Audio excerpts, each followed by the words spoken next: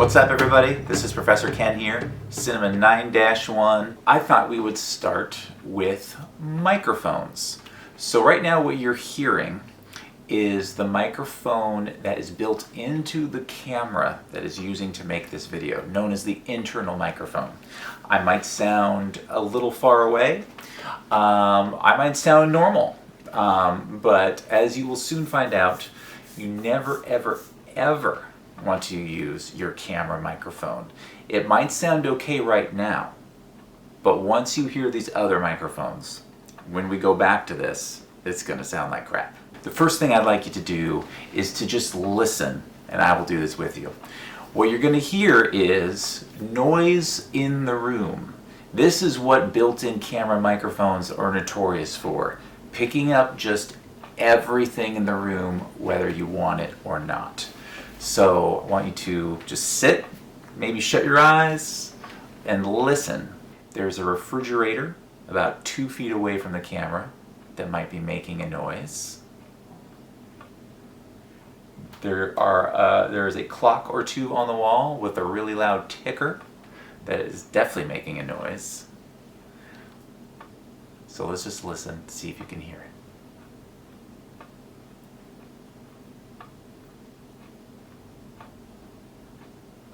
Oh, we also have neighbors upstairs too. So now my trusty wife is going to turn on some YouTube static. So I have a YouTube video that's playing across the room that's 10 hours of television static noise. So let's see if we can hear that.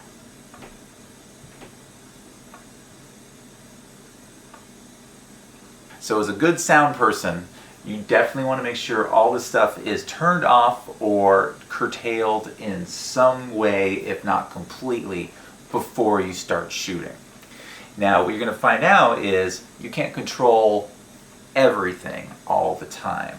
So that is where microphone selection comes in.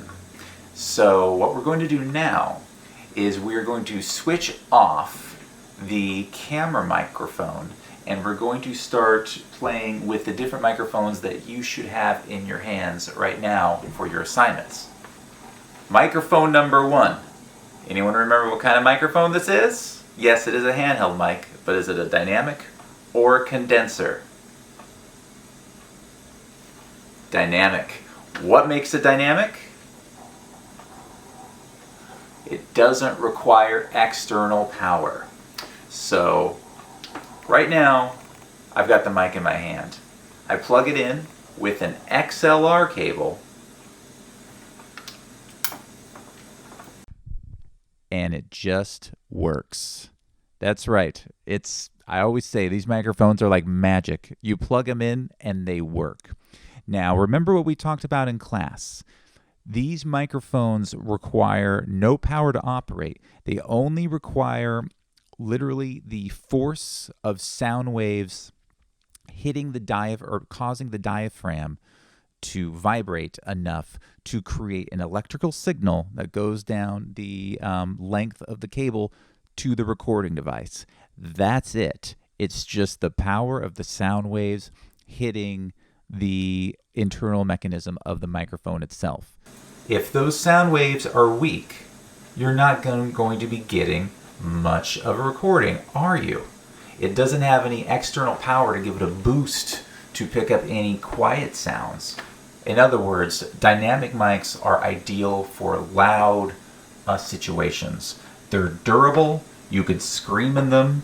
They use these microphones to record drums, which are insanely loud, and these microphones emerge unscathed.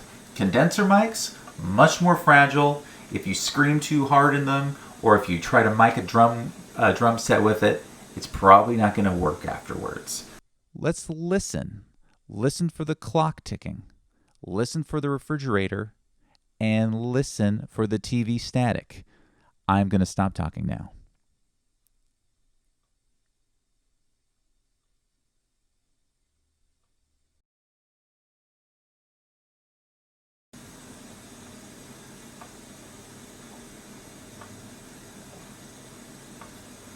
Now let's go back to the handheld mic.